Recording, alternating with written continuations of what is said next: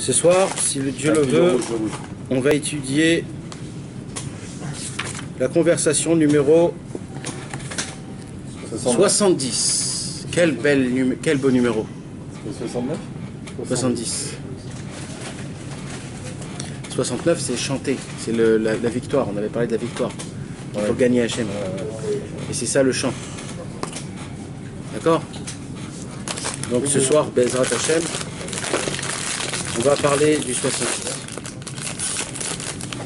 Mais avant qu'on parle du numéro 70, mes amis, on a besoin d'abord de parler de quelque chose qui est important et d'essayer de comprendre un petit peu des choses que malheureusement on n'y pense pas assez, et même si on y pense, on n'arrive pas à vraiment vivre ces choses-là. Malheureusement, parce qu'on est des personnes qui sont égoïstes. Et donc d'abord, je voudrais faire une petite introduction en parlant du Klal Israël, c'est-à-dire la généralité du peuple juif, l'englobal du peuple juif. Nous toujours, on se regarde que nous-mêmes. Nahon, quand on prie pour nos problèmes. Quand on parle avec les tzadikim, alors qu'est-ce qu'on fait? On lui raconte nos problèmes. Les petits problèmes qu'on a, les défauts. Alors c'est vrai que des fois, à la fin que tu as dit tout ce que tu as à dire, on se dit ouais, il faut prier aussi pour un tel, il faut aussi prier pour un tel, il faut aussi prier pour un tel.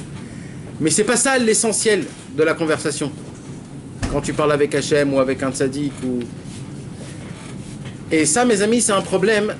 On n'a pas le sentiment, on n'a pas ce sentiment important de ce qu'on appelle Beshem Kol Israël. C'est quoi le sentiment du fêté que j'ai besoin de ressentir tout le peuple juif en moi-même? Vous savez malheureusement qu'il y a des décrets et il y a des xérotes, des problèmes, des attentats, des maladies. Chacun, il en a un paquet, des sacs et des sacs de problèmes, que Dieu nous en préserve. Et nous, on entend à droite, à gauche. Et le maximum qu'on fait, c'est Mishkin. Et on continue. Ouais, comme si de rien n'était. Même si on a un peu de cœur, alors on va lire un petit Mizmor Teilim, juste pour calmer le matzpoun, comment on dit le matzpoun? Là, la conscience. Et après, c'est bon, j'ai fait mon Teilim, qu'est-ce que ça? Ah, ça va, qu'est-ce que tu veux que je fasse? Je commence à me mettre à pleurer, qu'est-ce que tu veux que je fasse? J'ai fait le Teilim. Le plus petit, Mizmor les Toda, tranquille. Bah oui. Il a raison, Teilim, il a raison. Alors, je vais vous dire la vérité, mes amis. On a dit ça plusieurs fois et c'est écrit ça dans beaucoup de livres. Vous savez, un Sefer Torah, il a à peu près 600 000 lettres. Tu vas nous la faire? Et il y a 600 000 âmes juives. Et les 600 000 âmes juives, ils sont comparés aux 600 000 lettres du Sefer Torah. Ça veut dire qu'on est en fonction, c'est-à-dire tous les âmes, nous tous, tous les neshamot de tout le peuple juif, ils sont en fonction des lettres qui sont dans la Torah. Maintenant, il y a une halakha dans le Shulchan Aruch, la halakha qui dit que quand il y a une lettre dans le Sefer Torah qui est effacée ou qui est coupée, c'est tout le Sefer Torah en entier qui est pasoul. Ça veut dire quoi? Ça veut dire que quand un des juifs il se conduit pas comme il faut, c'est il nous rend tout le Klal Israël, il nous rend pas comme il faut. On a tous une sorte de une responsabilité. Et pareil pour l'inverse. Quand une personne elle fait du bien, quand un juif il fait du bien, c'est tout le Klal Israël qui reçoit. Tout le Klal Israël qui reçoit ce bien-là. Vous imaginez jusqu'à où ça fonctionne? Quand un juif il fait Sheakol Yabidvaro sur un verre, c'est tout le peuple juif en entier, même celui qui est à Pérou et qui est en Thaïlande et qui est je sais pas où, ils reçoivent tous une étincelle de cette bracha-là. Maintenant, ça, c'est quand un homme, il est mechaven ça. C'est-à-dire, c'est quand un homme, il y pense à ça. Mais quand un homme n'y pense pas à ça, c'est-à-dire qu'il ne le fait pas pour le clan Israël, eh ben, ce qui se passe, c'est qu'on ne reçoit pas. Vous imaginez comment c'est grave? Et son Avera? Son Avera, ça nous touche que tu veux ou pas. Parce que dans l'Avera, il n'y a pas de marchava. Sur de Yehush, ça. Non. On a tous dans notre famille une personne que tu sais qu'elle n'est pas bonne. Alors ça y est, on est alors non, ce qu'il faut savoir, c'est l'amour. Quand tu sais ce que c'est l'amour du juif, tu dis je suis prêt à prendre pour lui. Moi je vais faire tchouva pour lui. C'est l'amour, c'est ça l'amour. L'amour c'est je donne sans recevoir. Je prends une baffe en me disant je préfère me taire pour qu'il aille mieux. C'est l'amour, c'est ça la Havat Israël qu'on doit avoir, c'est que malgré que tu en reçois, eh ben, tu es prêt à recevoir pour le bien du peuple juif.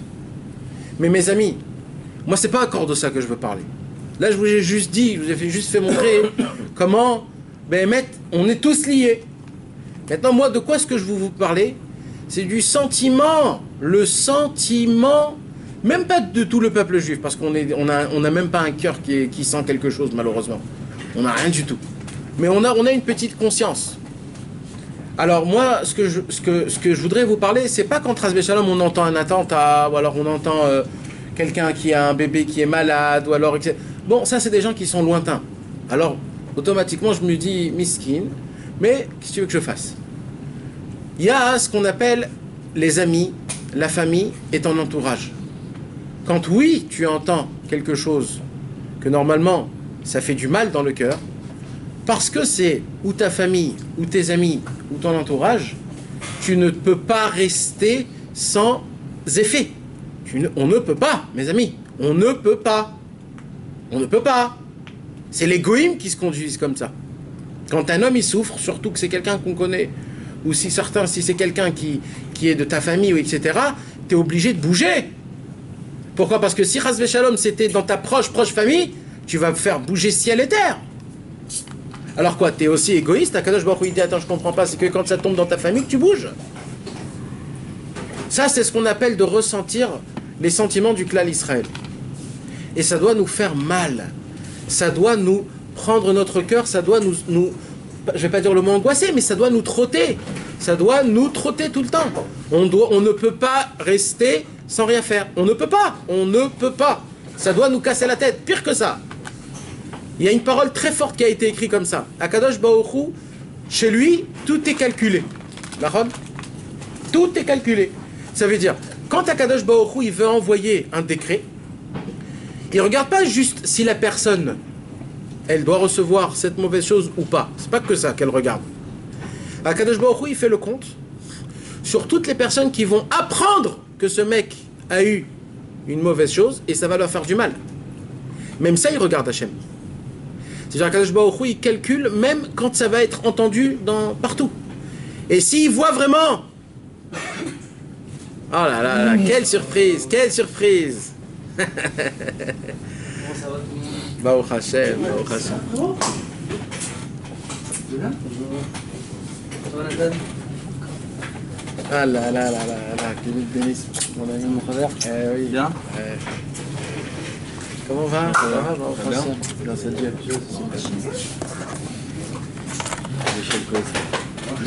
Donc quand Ras V'Shalom, il y a quelque chose de mal qui doit venir. Alors à cause de ça, qu'est-ce qui se passe?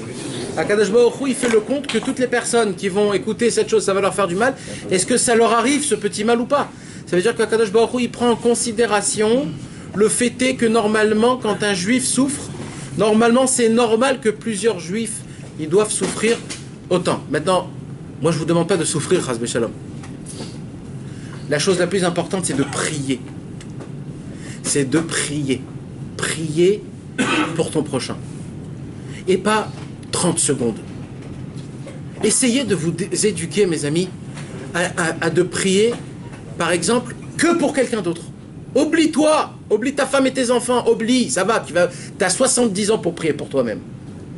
On peut s'inclure dans le clan, quoi. Ou tu peux, mais pour casser cet égoïsme-là, essaye de prendre et de prier complètement que pour une personne.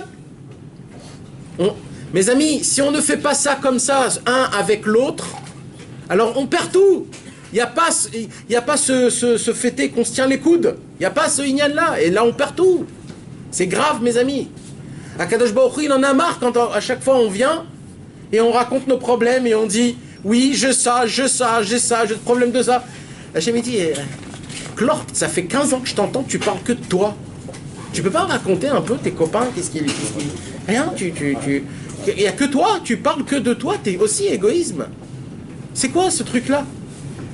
Et ça, mes amis, surtout nous, entre amis, qu'on est des amis, c'est pas pour rien qu'on est des amis. C'est quoi des amis, mes amis? C'est quoi des amis? C'est quoi un travers?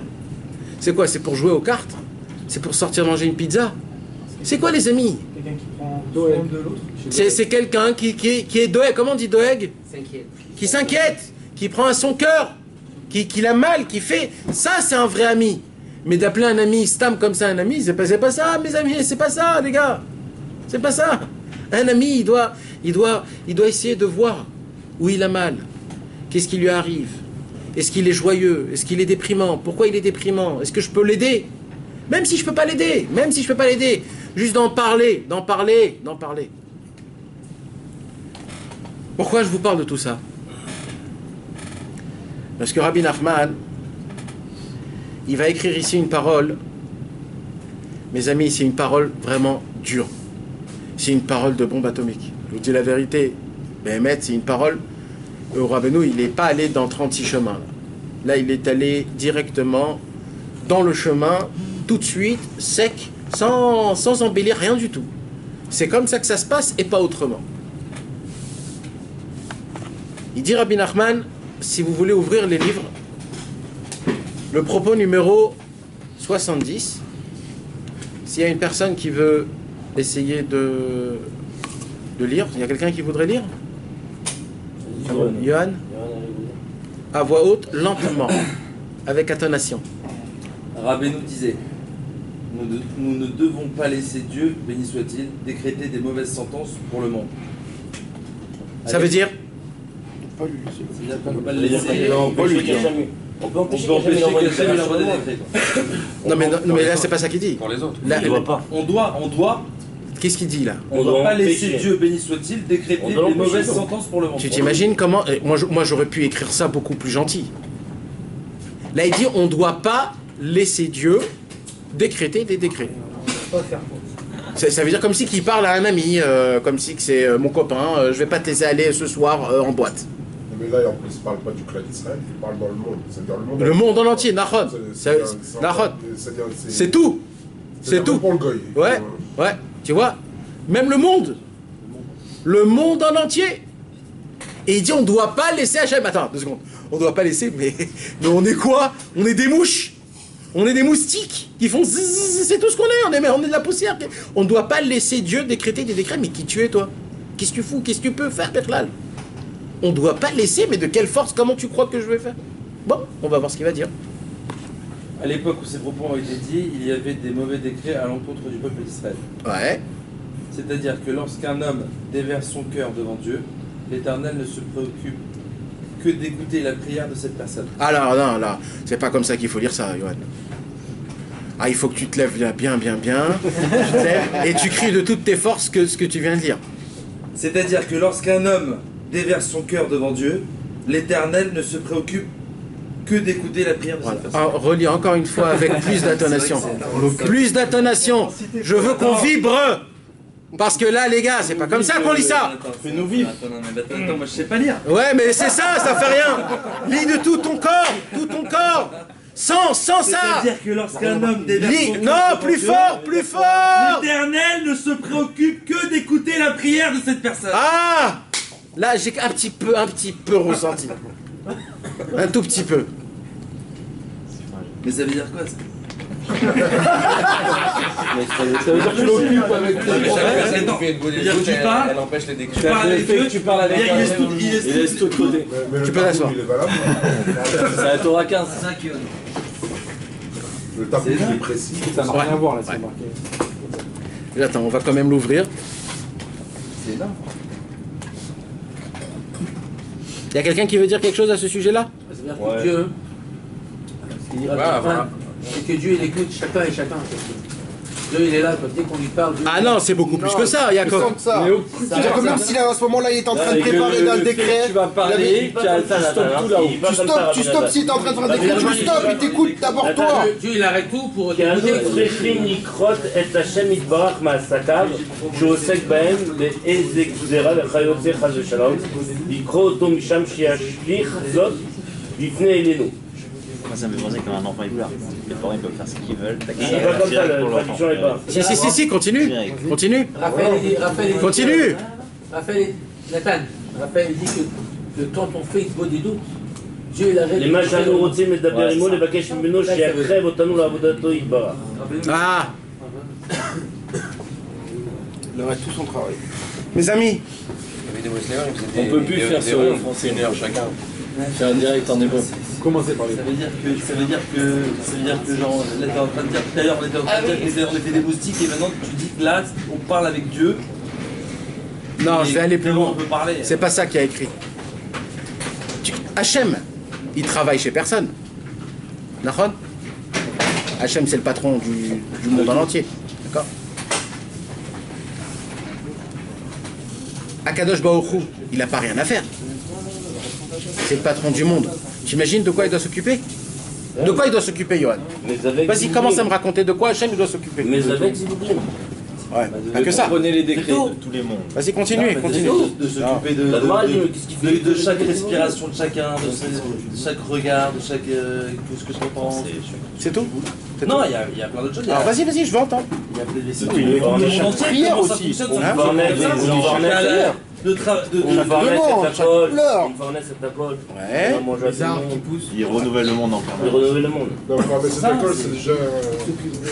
Il doit créer le monde à chaque minute, chaque seconde. C'est le renouvellement. Chaque instant, c'est un renouvellement. Demain, c'est pas créé encore. Encore une fois, on regarde que nous. Vous avez oublié les moustiques, les hippopotames, les girafes, les lions. Ok, il donne à manger aux animaux. Qu'est-ce qu'il y a? Chacun il a. Mais c'est pas vrai. Non, mais ça veut dire que. Combien de moustiques il y a dans le monde? 2 minutes. Combien de moustiques il y a dans le monde? Non, c'est pas ça. C'est dans Briata Olam qu'il a déjà. Mais on le voit en plus. C'est même pas ça. C'est que tu dis quelque chose qui est connu. David Amelech il a dit à quoi elle sert, c'est dans la Teva. Et David Amelech il dit à quoi elle sert l'araignée. Alors il a renouvelé. David Amelech il a demandé qu'est-ce qu'à quoi sert l'araignée. Il n'y a pas de Teva. Il y a une Teva, pourquoi? Non, on est des chassidim, nous, il n'y a pas de Teva. Alors, tout c'est la Shgacha Pratit, la providence divine, chaque seconde qu'Akadosh Baruch Hu il fait. Akadosh Baruch Hu a noté chaque grain de sable. Où il va aller, comment il va revenir, où il va être poussé, où il va se tenir. Non! Chaque instant, Kadosh Baruch Hu s'occupe. La providence divine, les fourmis, les insectes, dans le pôle Nord et dans le pôle Sud, les phoques. Et tout ce qu'il y a, les ours. Alors, alors là où il y en a, tous les végétaux, et les poissons. Les poissons. Et même les végétaux. Les végétaux. Tous les tzmachim, tout ce qui pousse. Lesquels arbres ils vont mourir? Quels arbres ils vont rester? Combien ils vont donner de fruits? Combien de sucre il y aura dans le fruit? Mais ça depuis Briata Olam. Mais oui, mais c'est renouvelé à chaque instant. C'est pas la même chose.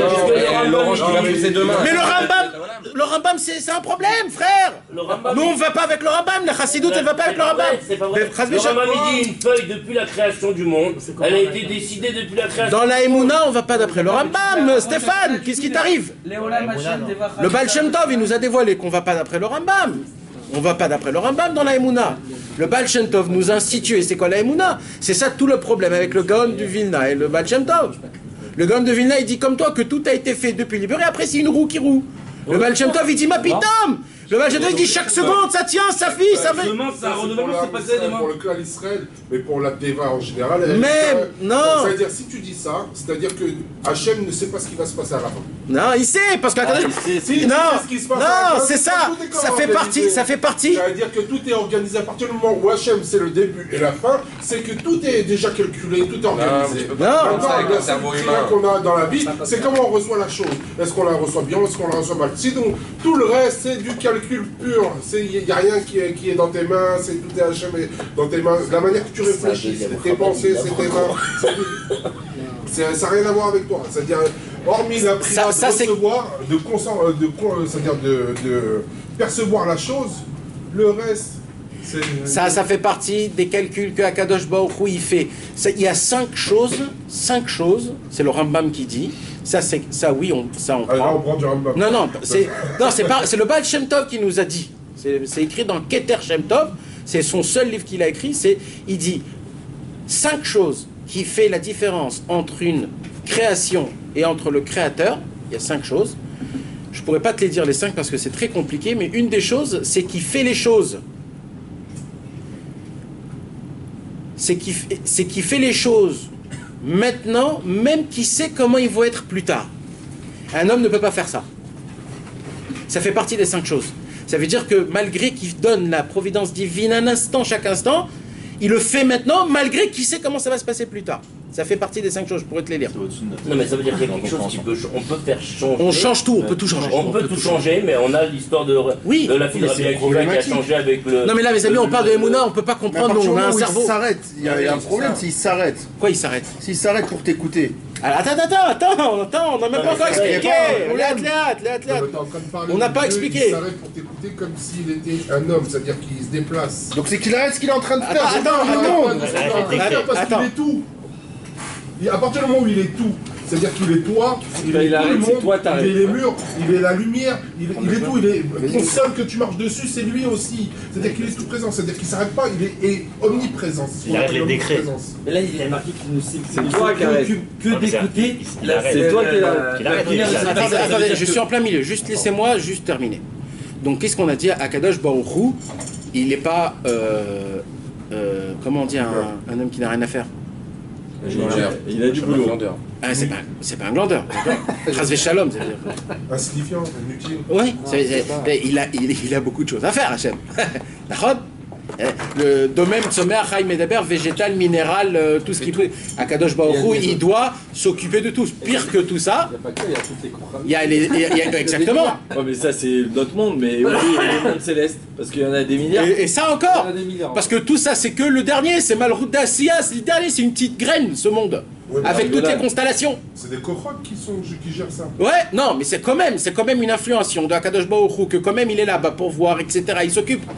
Maintenant, on a encore oublié quelque chose. Prenez un seul homme des 17 milliards de personnes qu'il y a dans le monde. D'accord ? 7 milliards. Regardez juste les pensées qu'il a dans sa tête. Il faut les imprimer, les pensées. Il faut les créer, les pensées. Il faut les faire. Rien que les pensées. Il y en a 7 milliards de personnes. Toutes les pensées, les goûts qu'on sent tout le temps et que jamais ça défie. Dans le PC le plus exceptionnel au monde, il y a toujours une faille. Il y a toujours un programme qui tombe. Parce que c'est pas Mac. Par contre, chez l'homme, ça n'existe pas qu'un mec, il boit du Coca-Cola et il sent que c'est du thé. Vous connaissez, vous, un mec comme ça ? Oui, ça existe. En plus, c'est vrai que ça existe. Non, mais bon, vous m'avez compris. Vous comprenez de quoi je parle ? Les goûts, les sentiments. Tu dis que tout ça, c'est renouvelé à chaque fois ? Chaque instant. C'est pas quelque chose qui a été... Chaque instant. Chaque instant. Ah, parce que des fois, tu goûtes, ça n'a pas de goût. Des fois, tu goûtes, ça a un super goût. T'as pas téléchargé la mise à jour. Le Shabbat, par exemple, là, on parle de Shabbat, il est pas comme la semaine. Là, on parle de Xerot. Les Xerot, elles ont été décidées depuis le début de la création du monde. Non. Si, je vais donner un exemple. Non, pas tous. Il y en a, oui, il y en a, non. Une Xéra qui est connue. Quand Rabbi Shmuel ben Elisha est monté au ciel, il a demandé est-ce qu'on peut annuler? Il a dit non. Il a dit non. Mais comment ça se fait qu'avec la prière, elle n'a pas réussi à annuler cette Xéra? Mais tu veux que je te donne un secret?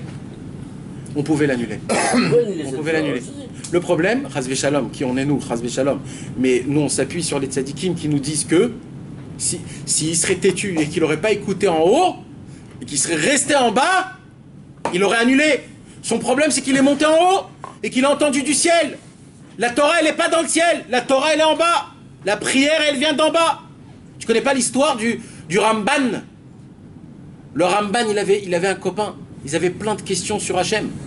Plein de questions sur Hachem. Alors il a fait un pacte avec son copain, que le premier qui part de ce monde, on va écrire toutes les questions qu'on a, qui monte en haut, qui pose toutes les questions, qui reviennent après, qui donne toutes les questions. Non, ça c'est un autre truc. Le Shoot Min HaShamayim, c'est Rabbi Yaakov Marmourash. Le Ramban, je te parle du Ramban. D'accord? Et Bémet, un des deux est parti, c'est le copain. Le copain est parti. Et il n'est pas revenu. Il n'est pas revenu. Le Ramban, il dit, je comprends pas, on a fait un pacte. Jusqu'à qu'après des années, il est revenu. Je lui ai dit, dis-moi, tu m'as oublié? Il a dit, bah, je vais te dire la vérité. Plus je montais, plus les questions tombaient. Il n'y avait plus rien. Je suis arrivé tout en haut pour poser des questions, il n'y avait plus de questions. On comprenait tout. Il y a une deuxième histoire du Noam Elimelech. Le Noam Elimelech, il était parti de ce monde.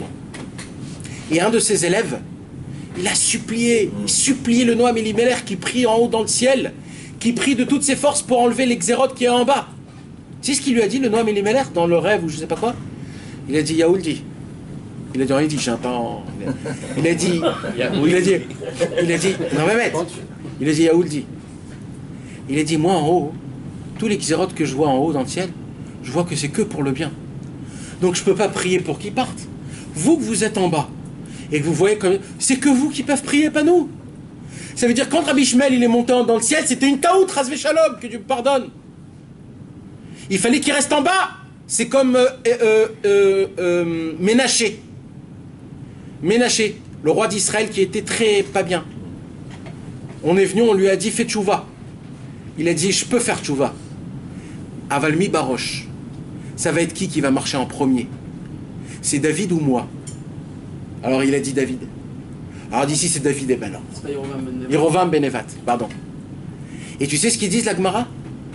La Gemara elle dit s'il aurait fait tchouva, Yerovam, c'était lui à la tête.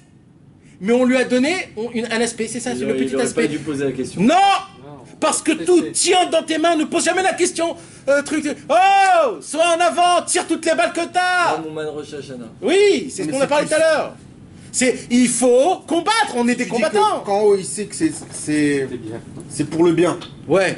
Pourquoi on va prier pour ça? Alors il y a ce qu'on appelle les rachamim et il y a la rachmanout. C'est la Torah 105 du Likutei Moharan, une Torah très importante. Il dit Rabbi Nachman, un pasuk dans Tehilim, Venatan lecha rachamim verichamcha. David Amelech, il demande que Akadosh Baruch Hu me donne à moi la rachamim.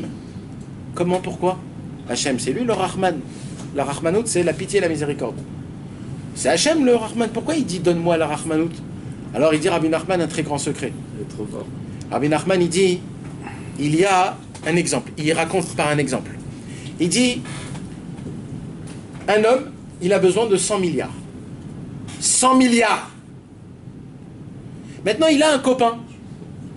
Ce copain, c'est un riche. Mais pas un milliardaire. C'est un millionnaire. Alors, il frappe à la porte chez le millionnaire, son copain. Il dit, comment ça va, Baba? Ça va bien? Oui. Écoute, j'ai un petit problème. J'ai besoin de 100 milliards. Le copain a dit, tu m'as pris pour qui? Pour Dieu?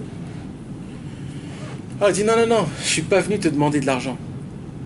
Mais je suis venu te demander une faveur. C'est quoi la faveur? C'est que toi, en tant que riche, t'en connais des autres riches. Et c'est certain que tu connais des milliardaires, des archi-milliardaires. Alors, parce que tu es mon copain, je te demande juste quoi? Au lieu que je te demande d'argent, non. Je te demande, va chez tes copains milliardaires. Toi, demande-leur à eux des 100 milliards, parce qu'eux, ils peuvent ça, donner 100 milliards. Et toi, tu me donnes ces 100 milliards à moi. En tant que copain, on est des copains ou pas? C'est mon copain. Oui. Alors, il dit comme ça, Rabbi Nachman. Et il dit, dans le ciel, il y a la rachamim et il y a la rachmanout. Il y a ce qu'on appelle dans le ciel la pitié et la miséricorde. C'est quoi la pitié et la miséricorde? Des fois, c'est chas v'shalom des décrets très graves. Des fois, c'est des décrets très graves. Des fois, c'est chas v'shalom des accidents. Des fois, c'est des morts dans la famille. Des fois, c'est des épidémies, des maladies, des descentes d'argent de folie. Mais c'est pour le bien, ça. C'est vraiment pour le bien. Ça te lave. Ça te répare. Ça peut te faire que du bien. Mais ce bien-là, c'est un bien en haut, pas un bien en bas. Moi, je veux pas ce bien-là, je dis Hachem. Mais c'est pas du bien pour moi, ça. Alors, tu sais ce qu'il dit, Rabbi Nachman? Il dit, alors, tu sais ce qu'il faut faire? Il dit, il faut prier à Hachem que toi, tu me donnes à mes mains la rachamim, et c'est moi, par rapport à moi, que je vais choisir c'est quoi qui est bien pour moi. Parce que ta rachmanout à toi, elle me fait du mal. Alors je veux que toi, Hachem, tu me donnes ta rachmanout dans mes mains, et moi, je vais me choisir mes bons trucs. Tu t'envoies dans le mur. Alors non, parce que tu demandes la rachmanout de Dieu, c'est pas ta rachmanout à toi. Tu la demandes celle de Dieu qui te la donne dans tes mains. C'est-à-dire ça peut être que du bien. C'est-à-dire que tu n'as plus besoin de Dieu pour qu'on te juge. Pour les décrire au moins. Mais ça passe par la prière quand même. Excuse-moi, quand tu dis que tous les décrets, en haut ils les comprennent et en bas ils les comprennent pas, c'est faux. Je te donne la preuve avec Rabbi Akiva. Rabbi Akiva, quand il a été dépecé, même les malachim, ils ont dit, c'est quoi, Zostara, Zotora? C'est-à-dire même les malachim, ils n'ont pas compris ce décret-là. Oui. Tu sais qu'au Kachol et Bamarshava. Oui, mais il n'y avait que Rabbi Akiva qui savait ça. Parce que même ses élèves, ils lui ont dit... Rabbi Akiva, mais on ne parle même pas de Rabbi Akiva, là on parle de... Kachol et Bamarshava, c'est Hachem. Oui, Kachol et Bamarshava, c'est Hachem. C'est-à-dire que même les malachim, ils ne comprennent pas comment cette xéra, elle était... Ouais. C'est-à-dire que nous, on ne comprend pas même les xérotes. Même en haut, ils ne comprennent pas les xérotes. Non, pas tous. Non, mais il y a une partie des xérotes.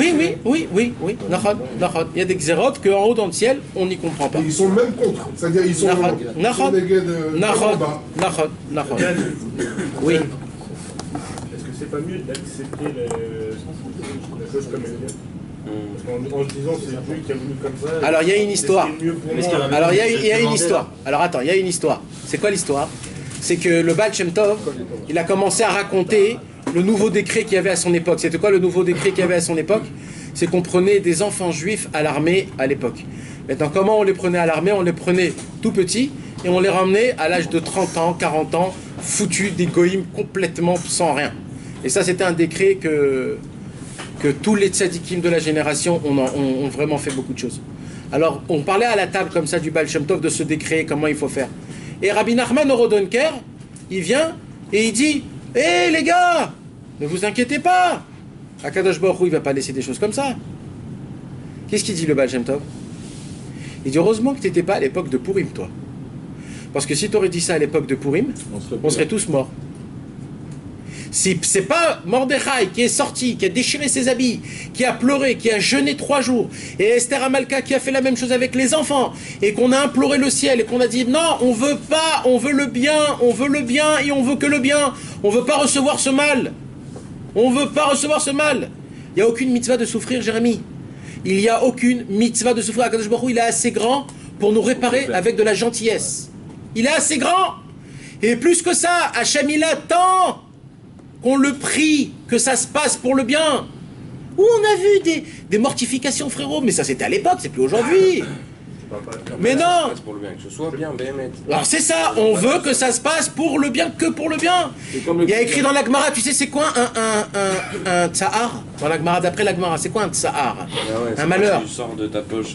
C'est quand tu veux faire sortir 10 shekels, t'as sorti 2 shekels, ça s'appelle un tsahar. Envoie-moi des tsarot comme ça. C'est ça que je veux, moi, Hachem. Et ça suffit? Oui, ça suffit. Ça suffit.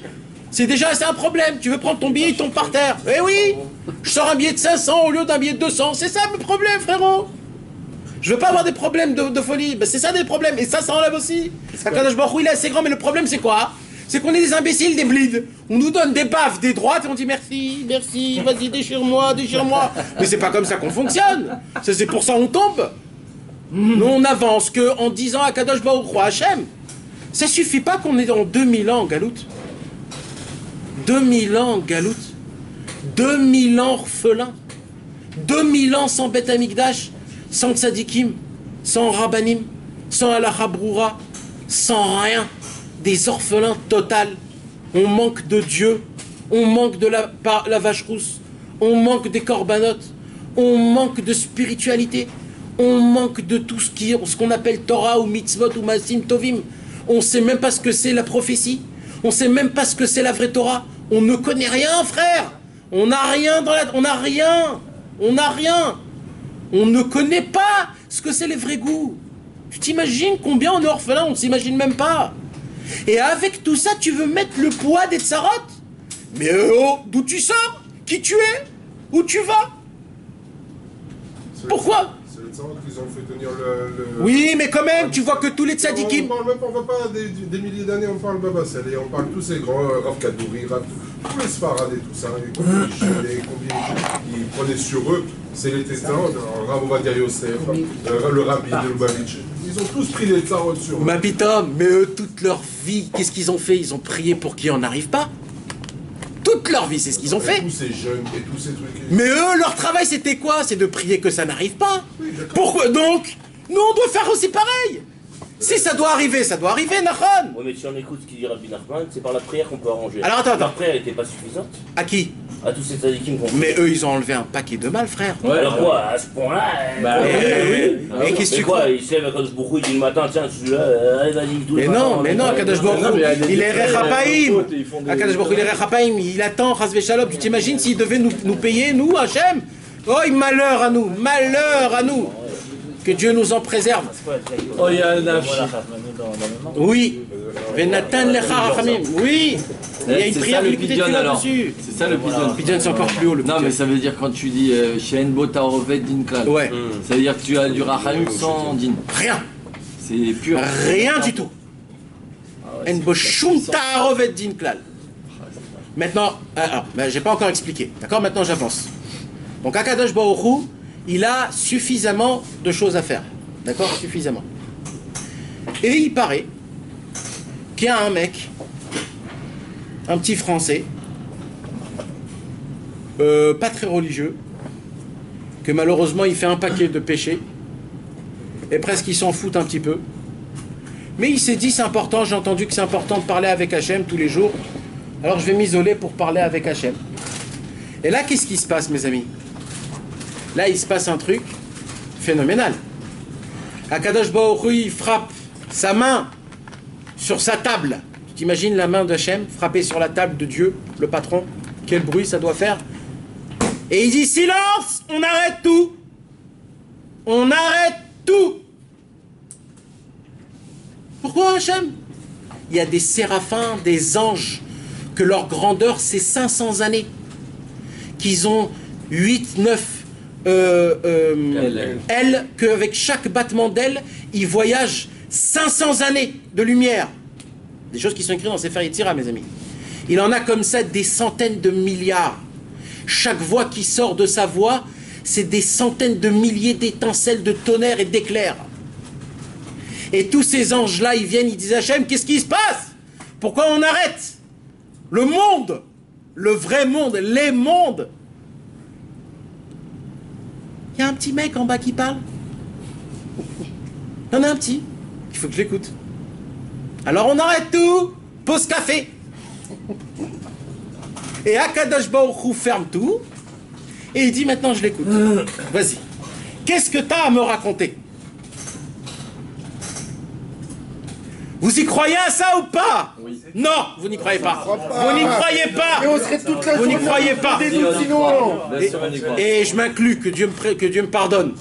Parce que si on aurait cru à ça, mon frère, on n'aurait jamais raté un hitbo des doutes. Akadosh Baruch Hu t'écoute. Il t'écoute que à toi. Il arrête tout. Il arrête tout. Tu sais, il y avait un film en France, un feuilleton, il y avait un feuilleton où ce feuilleton-là, c'était une fille qui arrivait à arrêter le temps. Je sais pas quand je sais pas, c'était quand j'étais tout petit, je regardais ça. Elle arrivait à arrêter le temps. Alors tu vois, il y a plein de trucs qui se passent et d'un coup, clac, tout s'arrête. Tout s'arrête. Ah, c'est comme Yoshua Binoun qui a arrêté le soleil. Eh oui. Comment tu crois que Yoshua Binoun il a arrêté le soleil? Il est allé faire une bonne doute. Mais vadaï. C'est comme ça qu'il a fait. Mes amis, si c'est comme ça que ça fonctionne, et si c'est comme ça que ça fonctionne, imaginez-vous comment Akadosh Baruch Hu est amoureux de chaque parole qu'on sort, et même si ce sont des paroles de bleed à 100%. Parce que quand nous on parle, c'est vraiment... je parle pour moi. Hein. Des fois, on parle et on pense à un autre truc, après on dit j'ai besoin de ça, après on revient dessus, après on fait une shakshuka de je ne sais pas quoi. Et le mec... Tu t'imagines s'il y aurait quelqu'un qui m'aurait écouté, mais il m'aurait dit, mais qu'est-ce que t'es en train de dire là? Mais personne te comprend. Mais personne te comprend. Et des fois tu bugs, des fois tu t'arrêtes, voilà, tu sais pas. Voilà, tu t'arrêtes, tu fais rien. Et après tu reprends. Voilà, et après comme si de rien n'était. Mais attends, mais oh, t'es le roi, chez le roi du roi, le monde il a arrêté. Le monde est arrêté, les gars. Le monde est arrêté. Tu sais ce que ça veut dire que le monde est arrêté? Ça veut dire que même quand on fait la prière Shacharit Mincha Arvit, ça s'arrête. Parce que la parole que tu parles, toi, avec tes propres mots, c'est ça que Hachem il veut écouter. Tout s'arrête. Le Limoud Torah de 150 000 personnes qui étudient, ça s'arrête. Toutes les mitzvot, tout s'arrête. Tout s'arrête. Pour qui? Pour un imbécile heureux qui parle. Parce qu'Akadosh Baruch Hu, il est amoureux des paroles, des propres paroles qu'on fait sortir de notre bouche. Vous imaginez jusqu'à où ça va? Mais je vous ai déjà dit comment ça fonctionne. Hasvé Shalom, que Dieu nous en préserve. Je le répète encore une fois. Dans le Tanakh, quand David Amelech est devenu roi, il y a écrit là-bas tous les personnages de David Amelech. Le comptable, le guerrier, tous ces hommes, quoi, tous les hommes du roi. Et un des 10 personnes qu'il avait, c'était qui? Le 10e? C'était Amasa. C'était qui Amasa? C'était le copain. Le Tanakh, il dit que le roi, obligatoire dans la halacha, le Rambam, il est obligé, le roi, d'avoir un copain. Ça fait partie de ces hommes qu'il doit avoir. Pourquoi? Parce que le roi, il est un petit peu en prison quand il est roi. Parce que c'est un humain.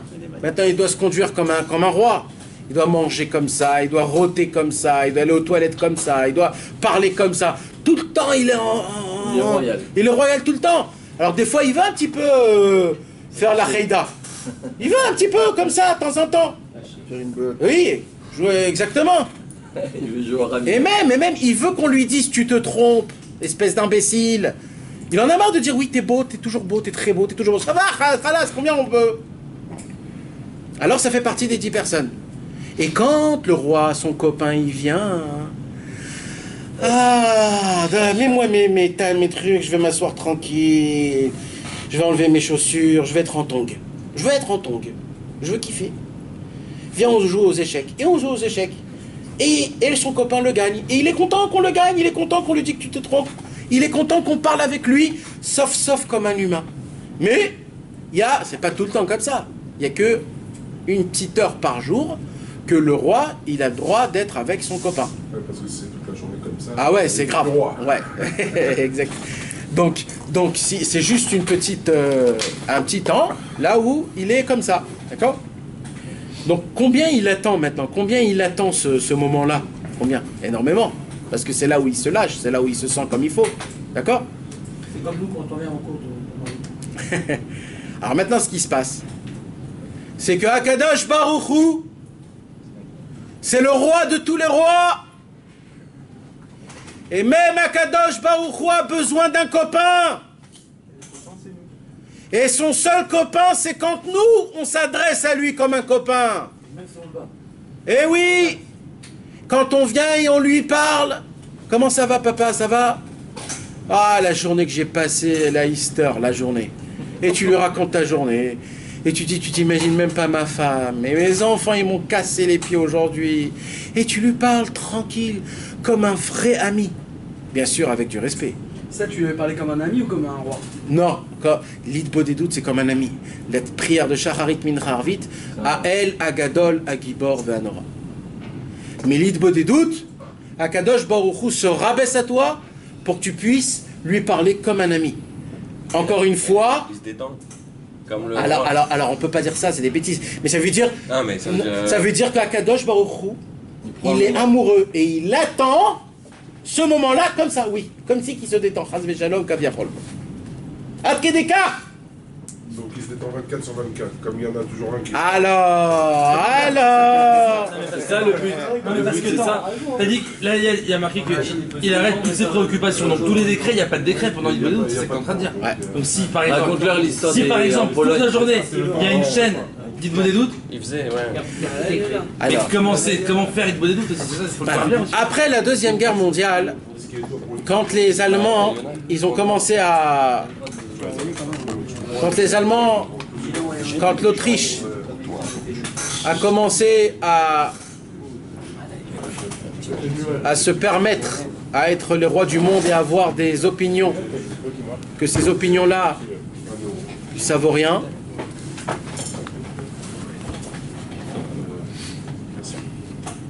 Après la Seconde Guerre mondiale. La Première Guerre mondiale. Première. D'accord, donc quand il y a eu la Première Guerre mondiale, alors il y a eu comme ce qu'on appelle une sorte d'explosion mondiale, là où les nazis ont commencé à se créer.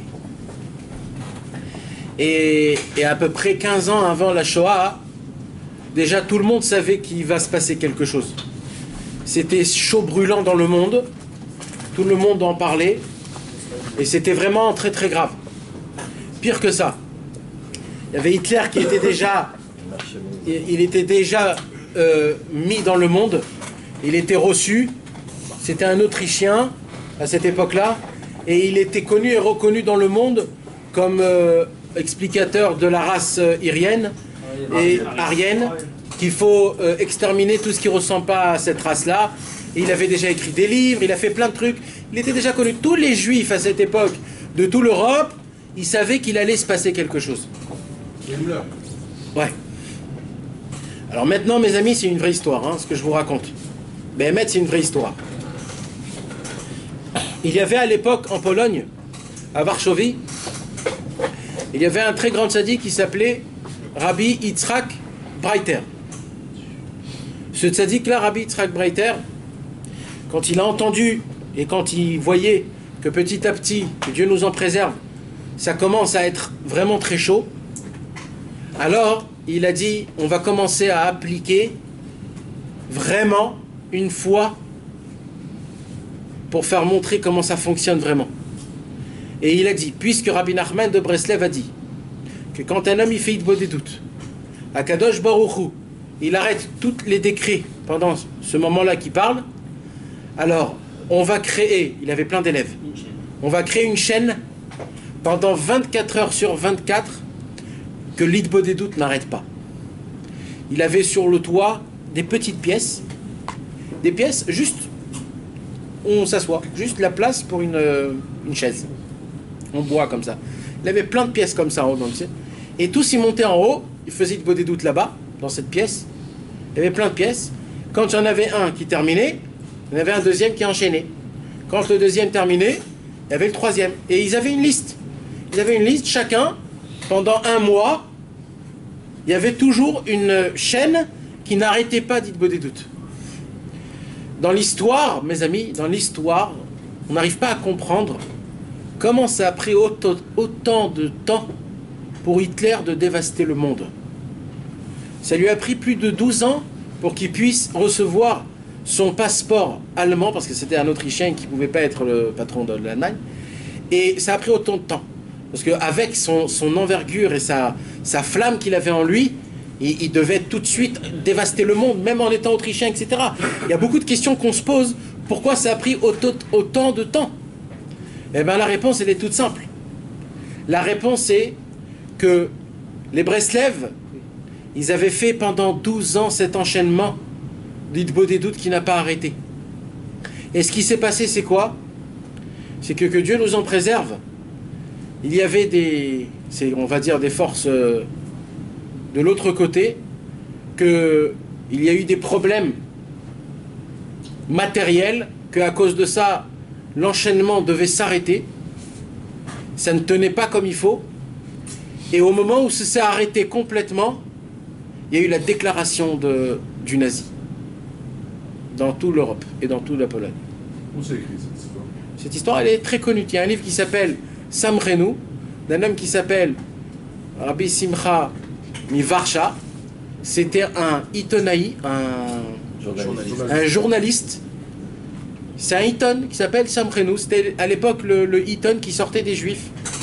Et il raconte cette histoire ça là-bas. C'est écrit en yiddish. Il écrit toute cette histoire là-bas.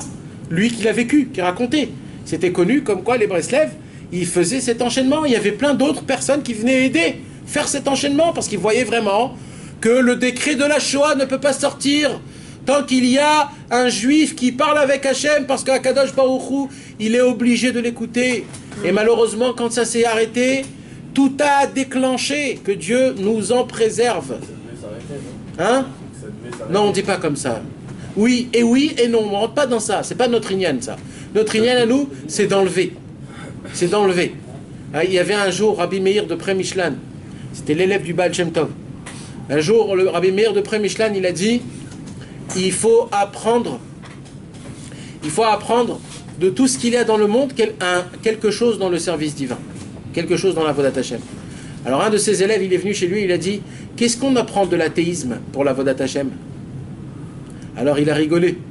Il a dit, tu sais quoi, qu'est-ce qu'on apprend de l'athéisme? C'est très simple. Quand tu vois un pauvre qui te demande de l'argent, ne va pas dire Dieu, il va l'aider. Va toi l'aider comme si Dieu n'existe pas. Parce que tout dépend de toi. C'est vrai que Hachem, il va l'aider, mais c'est pas ton travail, toi. Toi, ton travail, c'est de faire tout ce que tu peux. Alors quand tu réfléchis, tu dis, ok, ça devait passer comme ça, une fois que les choses elles se sont passées, mais pas avant. C'est-à-dire comment tu t'en sors? Oui, une fois que les choses elles se sont passées, tu penses que oui, c'est comme ça que ça devait se passer. Mais avant que ça se passe, tu dois tout faire pour le bon chemin. Comme tu le demandes, comment tu le fais, comment tu le représentes. C'est comme ça. Mais c'est que après, pas avant. Que après. Là maintenant, il y a tout le temps du monde. Hein? Là maintenant, il y a tout le temps des. Alors sache que non, frère. Sache que non. Non, ou alors ils annulent des décrets qui sont des autres dû avoir. Vas-y. Parce que là, ce qui a écrit, ça fonctionne comme ça. Maintenant, c'est chacun, il a sa vie. Donc ça veut dire, le fait est de faire Hitbo des doutes. C'est même pas pour toi. C'est même pas pour toi. Vous savez, vous connaissez les mentalistes. D'accord? Les gens qui arrivent à faire du mentalisme et de l'hypnose et toutes ces choses-là. C'est des choses différentes. Je parle du mentaliste. D'accord? Tu sais c'est quoi le secret du mentaliste? Pour rentrer dans ton subconscient et pour le manipuler, c'est quoi le secret? C'est qu'il faut que toujours tu lui parles. Il faut que toujours tu lui parles. Alors voilà, il faut que toujours tu le balades. Et au moment où tu le balades à 100%, bam, tu le rentres et tu lui dis dors-toi et il s'endort, le mec. Le secret, c'est le secret du mentaliste. Non, c'est l'hypnose. Ah, l'hypnose, pardon. Mentaliste, il devine ce que, par exemple, tu dis un chiffre dans ta tête, il devine de ton chiffre. Non, l'hypnose. L'hypnose, le secret de l'hypnose, c'est ça. C'est qu'il faut que tu sois une vipère. Il faut que toujours tu l'emmènes. Tu le tournes, tu le dis jusqu'au moment où il est complètement à toi, et là tu rentres. Sachez, mes amis, le fait est de parler dans l'Hitbo des doutes, c'est même pas pour toi. Parce qu'au moment où tu parles, même si des fois tu dis des bêtises. Mais l'essentiel, c'est que tu parles. Tu sais ce qui se passe quand tu parles? Tu parles à qui? À Hachem. En fait, c'est Hachem qui te manipule, et c'est Hachem lui-même qui te rend hypnose. T'es hypnosé à Hachem. Hypnotisé à Hachem. C'est pas pour rien que Rabbi Nachman il dit normalement quand on sort d'Hitbo des doutes, on doit être en high. Comme si que t'as fumé un joint. Bah oui. Bah, tu dois être, oh, c'est quoi ce beau monde-là? Et les mecs ils disent, mais ce sont des allumés les Breslins, mais qu'est-ce qu'ils ont? Bah oui, parce qu'on est hypnotisé de Dieu. C'est ça le Inyan, mes amis. Pourquoi il dit Rabbi Nachman de parler? Il y a des gens qui me disent, mais Hachem il connaît ma pensée. Hachem il sait ce que j'ai besoin. Et qu'est-ce que je réponds à ça, mes amis? Ah, je le répète 100 fois dans les cours là. Oh. Pourquoi il veut que je le dise? Parce que pour voir que toi tu as besoin. Ça ressemble à quoi? Qu'est-ce que je répète toujours? Un père à son fils. Quand ta meuf elle vient et dit oh, ça fait combien de temps que tu m'as pas dit je t'aime? Je suis sûr que t'es un colis. Et il lui dit mais attends, mais tu sais très bien que je t'aime. Il dit mais qu'est-ce que je m'en fous moi? Je veux l'écouter. Je veux l'entendre. Je veux que tu me le dises tous les jours. Et je veux voir tes yeux briller. Eh oui, mes amis, Akadosh Baruch Hu, il va entendre de notre bouche comment on explique le problème. Plus que ça. Il y a des gens qui disent, ouais, je sais pas quoi dire, je sais pas comment parler, je me répète, etc., etc. Vous voulez que je vous dise quelque chose, mes amis? Oh, encore ça aussi, je l'ai dit. Quand un homme, il est fou, malade mental, un fou malade mental, quand il va chez le psychologue, qu'est-ce qu'il lui dit, le psychologue? Il va pas lui dire où t'as mal. Mais tu vas dire, raconte-moi ton délire, frère. Et lui, il lui dit, voilà, moi je suis le roi d'Afrique, et je vais conquérir la truc. Et il lui dit son délire. Maintenant, comment le psychologue, il arrive à comprendre la folie de ce fou? Il est encore plus fou que lui. C'est par la voix haute ce qu'il pense. Non, c'est par rapport à la folie qu'il a. Plus il est fou, plus il comprend que c'est grave. Plus il n'est pas normal, plus le mec, il invente des choses. Donc en vérité, c'est pas... Le psychologue, il veut pas écouter le fou. Il veut juste voir jusqu'à où va sa folie. Ça veut dire Akadosh Baruch Hu, il écoute pas en fait ce que tu lui demandes. C'est pas ça. Même si tu lui demandes une Ferrari, Akadosh Baruch Hu, c'est pas ça qu'il entend. C'est dans ton langage, dans ta parole, par rapport à comment tu lui parles, comment tu lui expliques ton problème. C'est comme ça qu'Akadosh Baruch Hu, il va voir c'est quoi ton vrai problème. Ça veut dire que tu peux même faire tout ce que tu veux. On s'en fout de ce que tu dis. C'est ça ce que je vous explique. C'est-à-dire même si c'est pas audacieux, oh mon roi, gloire à toi Dieu, mais on sent, et c'est pas ça qu'Hachem il va entendre. Mais même si on se répète, parce que c'est ça. Hachem il voit combien, jusqu'à où elle est ta maladie, combien t'es grave. Et ça il te le reprojette. Tu sais comment il te le reprojette? Quand tu dis, mais attends, ça fait 1h30, je me répète. Qu'est-ce qui m'arrive? Ça c'est ta réponse de Dieu. Voilà ce que tu es. Quand des fois tu arrives à faire une bonne doute, tu arrives, tu te prépares, etc. Tu fais 1h30 de truc, et tu arrives là-bas, et... je sais pas quoi dire. Et le mec il s'est préparé en bois avec sa meuf, il a truc, il a raté son train. Il dit, mais je sais pas quoi dire. Mais j'ai rien à dire. Tu sais ce que ça s'appelle ça? Ça c'est une baffe. Une baffe qui t'envoie, qui dit maintenant tais-toi. Voilà, regarde qui tu es. C'est pour ça. Voilà, regarde qui tu es. Maintenant tais-toi. Je t'apprends qui tu es. Tu viens jusqu'à chez moi et tu sais pas quoi dire. Est-ce qu'il y a un brol plus grand que ça dans le monde? Si c'était le génie d'Aladin qui serait montré, t'aurais une liste, j'ai besoin de ça, j'ai besoin de ça. Alors où est ta Emouna? Tu crois vraiment qu'Akadosh Baruch Hu t'écoute ou pas? Rabbi Nachman il a dit, si on aurait fait descendre un mort dans ce monde et qu'on l'aurait laissé prier, oi oi oi la prière qu'il aurait fait. Parce que lui, il sait ce que c'est une prière.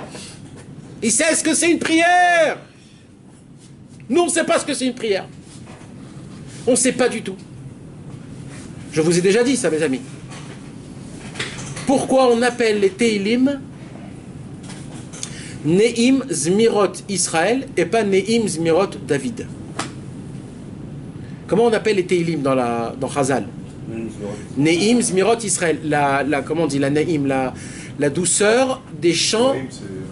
La douceur, l'agréabilité, comment on dit, la grâce du chant de Israël. Mais c'est pas Israël, c'est David. C'est qui a écrit Teilim? C'est David Ameller. Pourquoi on ne dit pas? Hein? Ah, mais t'es venu au cours, c'est pas. Non, mais il les a pas écrit pour lui, David. Non, lui, lui, il les a dit pour lui. Lui, il a souffert. Alors c'est vrai qu'il a prié. Ceux qu'on a, c'est ceux qui sont pour nous. Ah, mais c'est aussi ce qu'il a souffert. Ouais. Non mais en plus tous les Teilim, c'est pas lui qui les a écrits aussi. Oui, mais c'est lui qui les a dit et chantés. Il les a chantés. Donc ça a été écrit en son nom, parce que c'est lui qui les a chantés et donnés au monde. D'accord? Alors normalement on devrait dire Nim Zmirot David, après tout. Il y a ça. Encore une fois, Nachon. Mais si on va dans le sens que tu as dit, ouais. Ah d'accord, mais oh, mais c'est. Tu es venu avec ça d'entrée, c'est-à-dire que tout Israël c'est une seule entité, c'est-à-dire un c'est l'autre. Ouais. Alors il y a une réponse plus forte. Si tu comprends vraiment le Teilim, tu te retrouves dedans. Tout est en rapport avec ta vie, les Teilim, ils ont chaque chose a un rapport. David Ameller, il a dit comme ça. Je donne la permission de lire mon livre à une condition, que vous faites aussi ce que moi j'ai fait. À chaque fois que j'avais un problème, j'ai prié à Hachem et j'ai fait de ça des louanges à Dieu. Alors, mon livre à moi, personnel des Teilim qui m'appartiennent à moi, je vous permets et je vous le donne à vous. Mais à une condition, que vous aussi vous faites des Teilim. Votre propre Teilim. Créez-vous un Sefer Teilim à vous. Et c'est que à des gens comme ça que je vais donner mon Teilim. C'est pour ça que je vais appeler Ne'im Zmirot Israël. C'est pas Ne'im Zmirot David. Ce sont pas mes Teilim à moi, ce sont vos Teilim à vous. Ça veut dire quoi?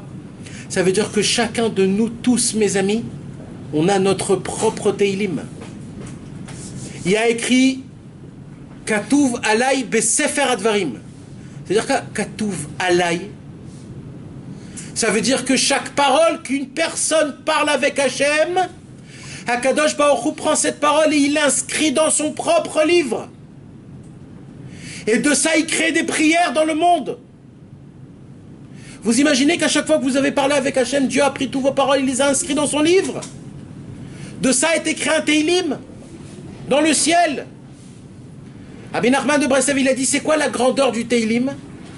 C'est que David Amelech, il a dit des Teilim, Beruach HaKodesh. Ça veut dire quoi Beruach HaKodesh?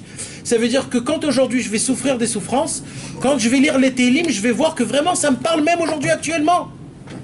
Il dit Rabbi Nachman, chaque parole qu'un homme y parle, dans les Hitbo des doutes, toutes les paroles qu'il parle, c'est du Ruach HaKodesh.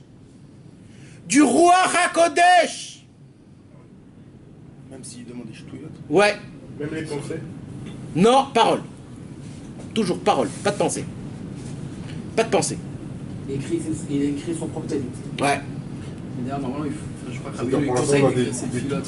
Hein Il conseille d'écrire cette filote. Rabbeinu, il a demandé à Rabbi Nathan. Il a demandé à Rabbi Nathan de commencer à faire des choses pareilles. Mais De par rapport à ce écrire et qu'il dit, par rapport à ce qu'il dit Rabbi Nachman, là dans la Torah, que normalement, la prière, elle a une force d'annuler zéro. C'est vrai qu'il dit. Il pose des doutes, la prière. Il arrête le zéro. La conversation avec Dieu. La conversation avec Dieu, elle arrête. En fait, elle repousse. Ouais. Ça repousse. Maintenant, le Allélo, il y a des fois des personnes qui sont malades. Ça arrête momentanément, ça Bien n'annule sûr, pas. les personnes, ils prient pour eux, ils demandent. Et à la fin, il meurt. Non, je veux dire, ça n'arrête, ça n'annule pas. Tu sais ce qu'on dit chez nous? Ou t'as pas prié ou t'as pas assez prié. Non mais ça c'est mignon. Ouais. Ça c'est excuse-moi. T'as pas prié ou t'as pas assez prié. D'accord. Ouais, je sais. C'est jamais assez quoi. C'est jamais assez alors ça veut dire. Alors que... tu veux entendre une belle parole? C'est une vraie parole. Hein. C'est un petit peu ce que je vous ai dit comme le dernier cours. Chaque prière que tu as sortie de ta bouche, elle n'est jamais en vain. C'est pas qu'elle est jamais en vain. Elles sont tous montées dans le ciel et elles ont toutes été exaucées. Mais pas pour toi. Mais pas pour toi. Dieu, il a dit, Stéphane, je le connais. C'est un bon élève. Si je lui accorde pas, c'est pas pour ça qu'il va tomber en vrille. Alors je vais lui prendre, parce que le pauvre, il y a un vieux que personne prie pour lui. Personne. Alors je vais lui prendre ses prières à lui, je vais lui donner au vieux. Comme ça, le vieux, il va. Et lui, le pauvre, il se passe ce qui se passe. Mais c'est pas pour ça que toi tu vas tomber en vrille. Non, mais ça veut dire. C'est comme on dit en yiddish, rahammel. Non, mais ça veut dire. Et même ça, toi aussi tu peux le changer. C'est ce qu'il y a écrit. On a dit ça. Quand un homme est né, d'accord, 40 jours avant qu'il naît, cet homme-là, il y a une batte colle, une voix qui sort et qui dit un tel, fils d'un tel, se mariera avec un tel, fille d'un tel. D'accord, 40 jours. On a dit que qu'est-ce qu'il fait Hachem surtout? C'est les Ivugim. Il présente un tel. Maintenant, vous savez comment c'est compliqué? Parce que quand Akadosh Baruch Hu il dit qu'elle va se marier avec lui, Akadosh Baruch Hu il écrit tous les enfants qu'ils vont avoir, et les enfants avec qui ils vont se marier, et la descendance. Donc ça veut dire tout, un arbre géologique exceptionnel. Et bien qu'est-ce qu'il dit, Sefer Amidot? La prière a la force même de changer le zivug. Ça veut dire qu'Akadosh Baruch Hu il doit tout refaire, toute la compilation de l'arbre biologique. Normal, retourner à l'Amazon. Emmerde. Mais tu t'imagines le travail? Tu pries pour le. Pour Hachem, c'est de la rigolade, arrête. D'accord, mais on parle en langage d'homme. Il a donné la force que la volonté de l'homme peut changer tout son système, c'est-à-dire son zivou, son bazar. Il y a une histoire comme ça, quelqu'un est rentré chez Rabbi précédent et il lui a donné une reshima avec des jeunes femmes potentielles pour se marier. Alors le Rabbi précédent il lui a dit tu vas rencontrer celle-là, tu vas rencontrer celle-là et tu vas te marier avec ça. Et pourquoi je ne vais pas directement rencontrer la troisième? Pourquoi je vais rencontrer les deux premières? Parce que tu es obligé de pas quand même passer par les deux premières. Ouais. Donc ça veut dire qu'il y a quelque chose. Oui. C'est Rabbi Nachman, il dit dans Sefer Amidot, il dit que chaque shidour que tu fais, ça t'amène ton zivouk. C'est comme ça. C'est comme ça que ça fonctionne.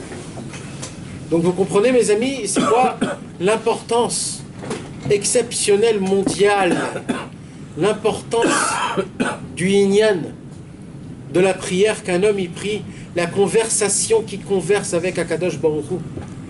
Je vous l'ai dit des centaines de fois, c'est pas quelque chose qu'on peut se donner une excuse. On ne peut ne pas avoir aucune excuse à dire j'ai pas le temps, à dire je sais pas quoi dire. Mais c'est quoi le corps de notre fila? C'est ça le problème. C'est quoi le corps de notre fila? Le fait est que tu as une étincelle qui appartient à Kadosh Baruch Hu, qu'au tout début tu étais où? Tu étais dans la pensée de Dieu.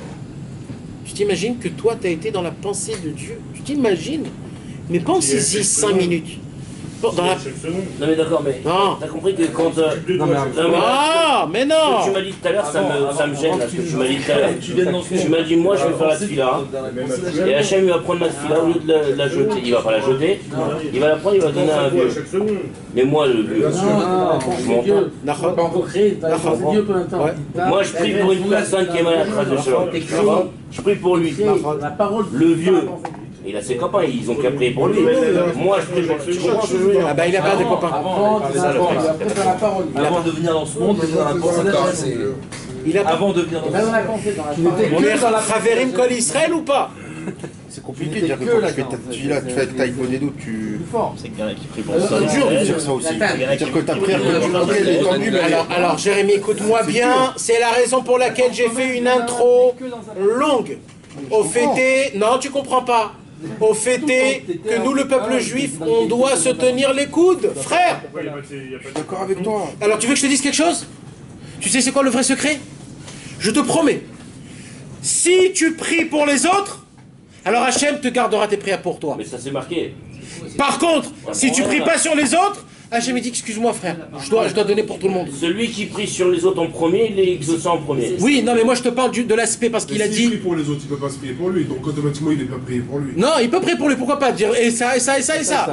Mais moi pour l'aspect qu'il a dit, comment ça se fait que je prie et que ça part chez quelqu'un d'autre, comment ça se fait? Pour répondre à ça, je reviens au début et je dis la même chose. Les gars, c'est très simple. Vous voulez pas que votre prière aille chez les autres? Non, je veux. Non, mais tu veux pas. Que la mienne, elle reste un peu pour moi aussi. D'accord, tu veux pas. Donc moi aussi je veux pas. Moi aussi je veux pas. T'as pas compris? Non, mais je comprends. Parce que moi je prie plus pour moi, je prie directement pour la personne. T'imagines, tu pries, tu gagnes le loto, c'est ton copain qui gagne le loto? Écoute, si t'arrives à ça... Et tu dis c'est moi qui a pris pour toi, donne-moi. Alors dans ce cas, je prie tout de suite pour les autres. Ah! Et je prie plus pour moi du tout, Birkla. Alors non, alors il faut que tu pries et pour toi et pour tes amis. Et là, Kadosh Baruch Hu il dit, t'as donné ton maaser dans tes prières? Tout est à toi. Par contre, si tu donnes pas ton maaser, même dans tes prières, eh ben Dieu il va te les prendre que tu veuilles ou pas. Déjà, si tu pries déjà pour les autres, c'est que tu casses ta clip en toi, c'est-à-dire déjà te penser rien qu'à toi. Qu'est-ce que t'appelles pour les autres? Par exemple, moi, Je suis des Je prie pour la maladie. même moi, toi, ta femme, tes enfants, Je prie pour la maladie, il dit Il serait temps, frère, parce que j'ai pas trouvé encore. c'est pas si il veut comprendre pour la maladie. Tu sais qui vient? Comment tu essaies de trouver une maladie? Ça s'appelle le loto. Il vaut mieux qu'il ait ça tombe. Attends, tu pries trop que... Qu'est-ce que t'appelles? En puissant fond. C'est toi ça? Ou c'est les autres? Même comme ça, il y Son aura frère, sa mère, ou tu vas te dire c'est éloigné ou Il y a moi tout à l'heure, j'ai fait Tes amis d'abord. pour le loto de Johan. Comme la Tes amis. ta famille, tes amis d'abord? Ouais frère. Non, Ta famille c'est toi. Ta famille, c'est toi déjà. Ouais, tes amis. J'ai pas joué moi. D'abord, il faut que tu te poses une question, est-ce que tu en as des vrais amis? Elle a prié toute sa vie. Et là, tu vas voir que ta liste, frérot, on n'a pas beaucoup. Et toujours de l'argent dans les mains. Il n'y en a quasiment pas. Et quand tu vas voir que tu as des vrais bons amis, tu sais c'est quoi la chose la plus dure au monde, frère? Ben net, hein. C'est de prier pour quelqu'un. Tu lui dis pas que tu as prié, il sait pas que tu as prié pour lui, et son matzav il commence à devenir bien, et tu te tais, tu le racontes pas. Et tu continues à prier pour lui.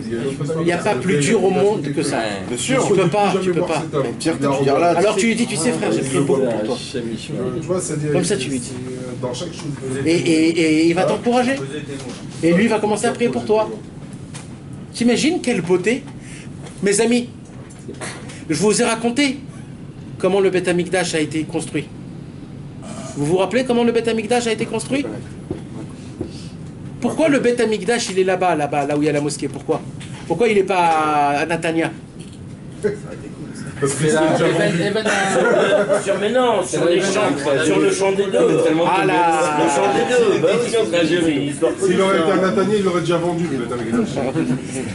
À Kadosh Baruch Hu, un jour, mes amis, il y avait un papa. Ce papa-là était très riche. Et il a eu très peur, ce papa. Pourquoi? Il a dit, je vais mourir. Et ma richesse, elle doit se diviser en deux. Et j'ai peur que les frères s'embrouillent avec l'argent. Et ça arrive tout le temps. Alors il dit, il faut que j'arrange ça tout de suite. Il appelle ses deux enfants. Un était marié, un était célibataire. Et il dit, écoutez mes enfants chéris, si vous me respectez, si vous m'aimez, je vous en supplie. Faites 50-50 sur tout. Sur tout. Et surtout, 50-50. Et ne vous embrouillez pas. Aimez-vous, s'il vous plaît. C'est la seule chose que je demande avant de mourir.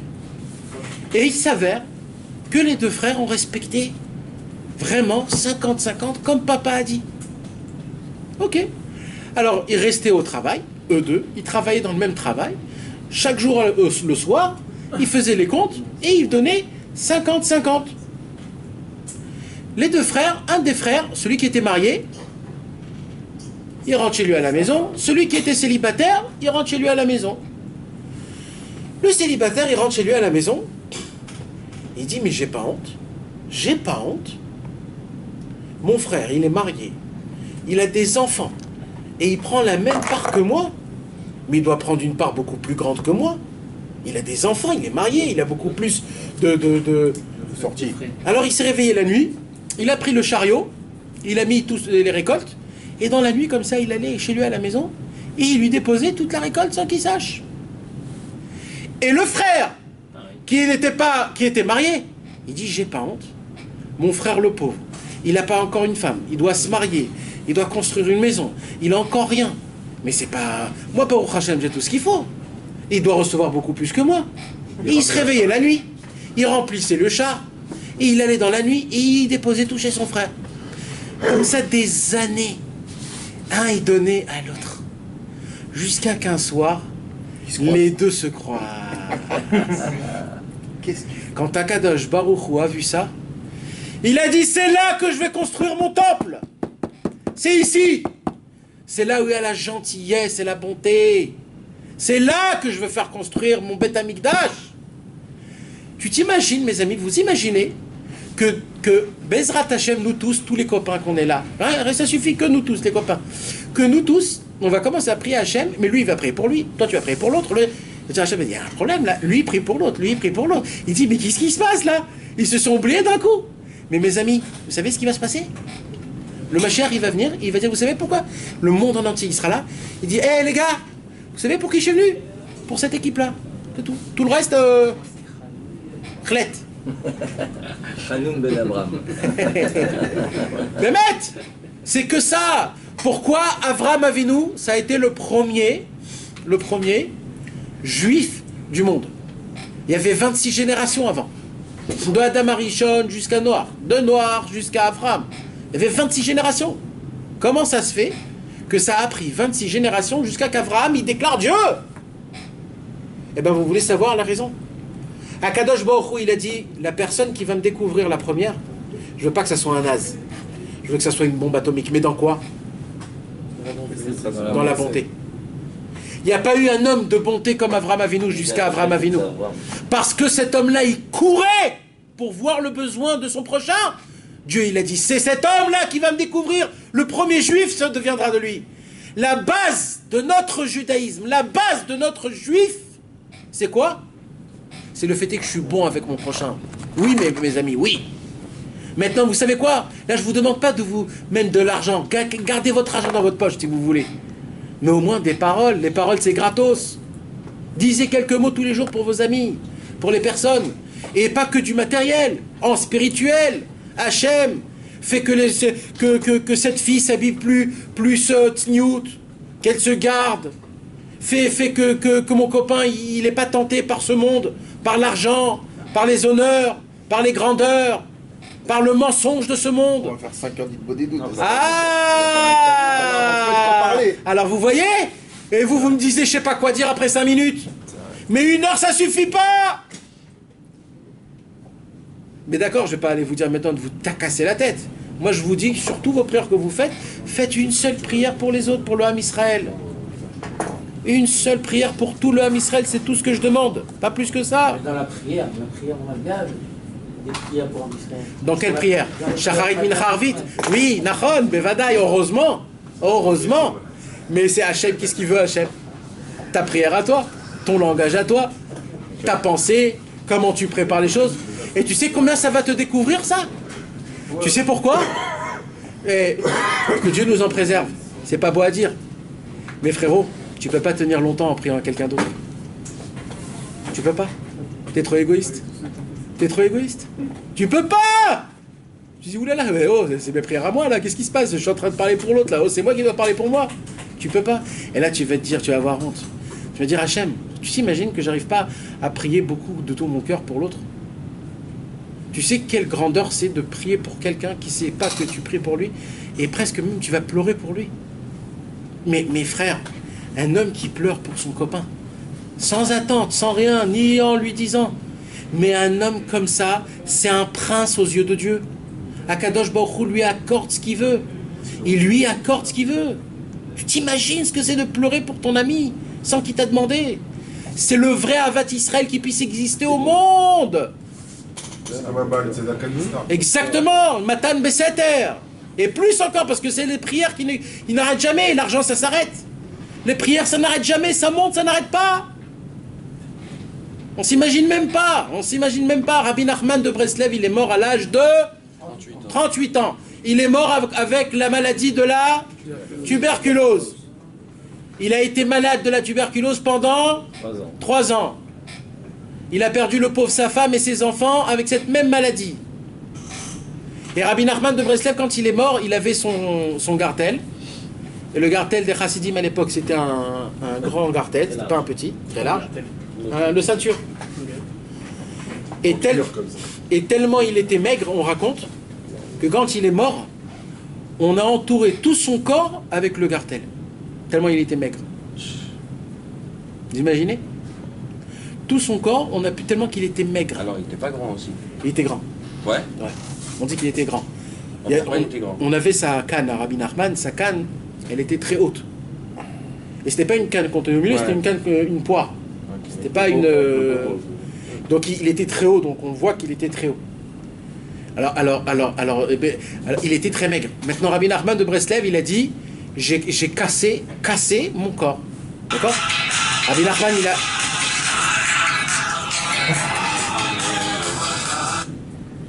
il a cassé son corps. Rabbi Nachman a fait des jeûnes et des jeûnes de semaine en semaine sans manger le soir. Rabbi Nachman, il a cassé son corps, Chaval al-Azman. Et quand Rabbi Nachman de Breslev, il a commencé... Quoi, ça s'est effacé? Non, ça coupe. Mais t'as dit juste avant que... On ne doit pas souffrir. C'est ce que je vais dire là. Quand Rabbi Nachman de Breslev, il a découvert la force du Hitbo des doutes, il a regretté. Et il a dit, qu'est-ce que j'ai fait de mon corps? Qu'est-ce que j'ai fait de mon corps? Je l'ai cassé, brisé. Pour rien. Si j'aurais su que fait une prière, dites-moi des doutes. Non, pas pour rien. Non, pas pour rien, mais il a dit, à cause de ça, je dois mourir à l'âge de 38 ans. Combien j'aurais pu donner? Mais toi, tu m'as dit une fois que la Xéra, elle était trop forte. Alors, c'est certain que c'était pas que ça. Parce que Rabbi Nachman lui-même, il a dit. Il y avait plein de raisons. Il y avait les tikkunim de Ouman. Il y avait le fait est que son corps ne. Voilà, la controverse. Non, mais quand même. Alors, il dit Rabbi Nachman, quand même, c'est quand même une parole qu'il a dit que ça aussi, ça fonctionne. Ça veut dire qu'il était peiné, qu'il a cassé son corps. Rabbi Nachman était très faible. C'était pas un lion. À la fin de sa vie, il était quelqu'un de très faible. Très faible. Il n'y a pas un issour là-dedans. Hein? Il n'y a pas un issour là-dedans. Alors, Hachem, il a demandé de garder. Non, mais t'as pas compris. niveau, il n'y a pas de Mais t'as pas compris il a raison, l'idée. D'accord, t'as pas compris l'idée. C'est pas, je suis pas en train de juger, t'as pas le droit. Non, mais il est mort de la tuberculose, il est pas mort parce qu'il a fait des Tu gènes. dois tenir ton Non, mais par sa faiblesse. Rabbi Nachman, attends, Rabbi Nachman, il jeûnait de Shabbat en Shabbat. Demain, il n'a pas tué son corps lui-même. Il a raison dans le sens, dans le principe, t'as pas le droit de faire du mal à ton corps. Comme fumer une cigarette par exemple. Peut-être que par exemple, il avait mangé normalement. Il aurait tenu peut-être plus longtemps, peut-être. Alors écoutez-moi ce que je vais vous dire. Il y a d'autres personnes qui ont fait des jeûnes de jeûne en jeûne, de semaine en semaine. Baba Salé, il n'est pas mort à 38 ans, par exemple. Non, mais Rabbi Nachman, c'est pas que les jeunes qu'il a fait. Rabbi Nachman, il s'est mortifié. La neige. Rabbi Nachman, il cassait la glace et il se trempait en état de jeûne. C'est-à-dire déjà le corps, tu sais ce qui se passe quand tu arrêtes de manger 2 jours? La Sibérie et le Maroc, c'est 2 choses différentes. Tu vois, la Sibérie, c'est tu casses la glace, tu te trempes dans l'eau gelée. Le Maroc, c'est tu t'assois dans la plage. Là, c'est la sur la pastèque. La température, elle est un peu différente, tu vois. Mais il faut que tu saches que quand tu jeûnes après 2 jours, déjà tes pieds ils tremblent. C'est toujours ils tremblent. Après 3 jours, tu ne vois pas bien. Mais maître, moi je vous dis, je sais de quoi je parle. Je connais des gens qui font des choses comme ça, et c'est comme ça que ça fonctionne. Tu ne vois plus. Après, t'entends pas bien. Après, c'est ton. C'est dans 3-4 jours. Pas 3-4 jours. Si. Louis, comment ça s'appelle, l'audition, elle descend après une semaine et encore. Non, mais ça veut dire elle descend. Non, pas t'entends rien, mais elle descend, même la vue. Non, mais tout baisse, c'est normal. T'es faible. Après, c'est ton cerveau qui fonctionne pas. Maintenant, ton corps, tu sais comment il est? C'est Ramadan là. Non, on parle de la semaine. Non, mais. Tu manges le soir. Ouais, mais je ressens rien. La semaine. Que tu passes par Alaxa. La semaine, ça veut dire le dernier bouffe que tu bouffes, c'est Seuda Shlichit. Ouais. Et la prochaine bouffe que tu vas manger, c'est Seuda Rishona. Il faut pas mélaver Malka. Maintenant, tu sais ce qui se passe quand tu es faible, tu sais quand je te fais comme ça, t'as mal. Tu sais, une femme, quand elle avant qu'elle accouche ou après qu'elle accouche, des fois tu lui fais comme ça, elle a mal. Parce que tout son corps, il est faible. Tu t'imagines de casser la glace et de se tremper dans la glace quand tu jeûnes? Mais tu sais pas ce que ça veut dire, frère. Déjà, le mikvé, il a du mal, alors tu parles de la glace. Un jour, Rabbeinu, il s'est pincé. Il a dit, je sens plus mon corps. Il a eu la marque. Après, il s'est levé. Il était dans sa chambre. Parce que quand il faisait ça, il racontait ça à personne. À personne. Même que sa femme connaissait ça. Alors un jour, il était assis dans sa chambre. Et il y a son élève, Rabbi Haïkel, qui vient, il rentre. Et au moment où il rentre, Rabbi Nachman, il était en mode de méditation. Non, d'éclater. C'est-à-dire, ça y est, il n'en pouvait plus. Et il était trop faible. Et il y a du sang qui est sorti de tous ses oreilles, de ses yeux, de son nez. De tous les orifices. Et il était comme ça, il ne pouvait pas bouger quand Rabbi Haïkel l'a vu. Il est vite allé chez sa femme, il a dit, il jeûne. Et sa femme, elle ne pouvait pas dire. Alors il dit, vite, fais une soupe de poulet. Rabbeinu, il dit non. Il dit, si tu manges pas la soupe de poulet, je vais sortir dehors, je vais dire à tout le monde que tu jeûnes. Alors il a dit, ok. Alors il lui a fait la soupe de poulet. Il a embrouillé. Il a dit, avant de faire la soupe de poulet, parce que c'était un chazan, et tu peux me chanter Mais en olamaba quand on chante Mais en olamaba, Mais en olamaba. Il dit, chante-moi Mais en olamaba. Et il a commencé à chanter Mais en olamaba. Et Rabbeinu était comme ça, il écoutait. Il a terminé, il dit, tu peux refaire s'il te plaît? Toute la nuit, il a dit, maintenant toute la nuit, tu vois, il n'y a plus de sang. Allez, enlève la soupe. Et il a continué jusqu'à Motzei Shabbat. Ça s'appelle briser le corps, frère. Tu t'imagines, un jour, il est rentré à la maison, il a vu Rabbeinu à l'envers. Les pieds en haut, la tête en bas. Parce qu'il n'y avait plus de sang qui coulait, ça bougeait plus. Il était très faible, il ne pouvait pas. Il fallait que le sang, il bouge. Avec le froid, tu deviens... à l'époque, il n'y avait pas de masgan. Tu niques pas, comment on dit? Tu es... C'est gelé. Tu gèles. Ton corps, il gèle. Le sang, il gèle. Quand le sang ne reçoit pas de liquide, il devient épais. Rabbi Nachman a cassé son corps. Il a détruit son corps. Rabbi Nachman, il a dit, si j'aurais su, c'est quoi le Hitbo des doutes? Avec une seule Hitbo des doutes, combien on peut acquérir? Pourquoi il a découvert Hitbo des doutes à 38 ans? Non, bien avant, mais c'était déjà trop tard. C'était déjà trop tard. Tu sais de quand ça parle? Ça, c'est quand il avait 15 ans. Hein. Hitbo des doutes? Non, les jeunes. 15 ans. Ah, il a commencé les jeunes à 15 ans? 15 ans. Avant, il a commencé. Même avant. Mais les jeunes de semaine en semaine... La moitié de sa vie, il l'a jeûné. Tu t'imagines de quoi je parle? Il a arrêté alors. Il a arrêté plus tard. Quand il est voyagé en Eretz Israël, il est revenu vers l'âge de 20 ans.